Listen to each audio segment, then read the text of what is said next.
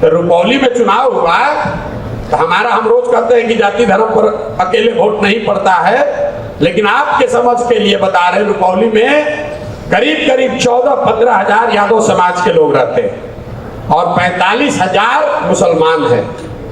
और आरजेडी की कैंडिडेट बीमा भारती को 30,000 वोट आया है। तीसरे नंबर पर कहा गया एमवाई समीकरण। लोग कहता है भैया 100 अति पिछड़ा तो यहाँ नीतीश कुमार के साथ है, भाजपा के साथ है। कहाँ गए कलाधर मंडल, उनको 40,000 वोट आया। कहाँ गया थी खाली गंगौता समाज के लोग, वहां करीब 80,000 लोग हैं। ये कोई किसी का बंधुआ मजदूर नहीं है और ये आपकी जिम्मेवारी है कि आप जाकर उसको जगाइए कि भाई तुम किसी के बंधुआ मजदूर नहीं हो। जाति की प्रमुखता है, हम ये नहीं कह रहे हैं कि जाति की कोई भूमिका नहीं है, लेकिन सिर्फ जाति पर ही हर आदमी वोट देता है, इस बात को अपने दिमाग से हटाइए।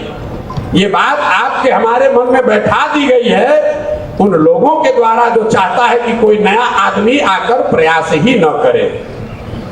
भाई नीतीश जी के अपने जाति के कितने लोग बिहार में रहते हैं, लालू जी के अपने जाति के कितने लोग बिहार में रहते हैं। एक आंकड़ा आपको दे रहे हैं, पूरे देश में जब भी आपको लगे कि हमारे जाति की संख्या बहुत ज्यादा होगी तभी हम राजनीति कर सकते हैं, बिहार की बात नहीं कर रहे हैं, पंचायत में, प्रखंड में, विधानसभा में, जिले में, तो आप याद रखिए कि जितने देश में मुख्यमंत्री हैं, बिहारी का नहीं, कोई ऐसा मुख्यमंत्री नहीं है जिसकी जाति की संख्या उस राज्य में सबसे ज्यादा है। यह आपका भ्रम है कि हमारा जाति का संख्या होगा तभी हम जीत सकते हैं। जाति की संख्या एक, उसमें आपको थोड़ी सुविधा हो सकती है।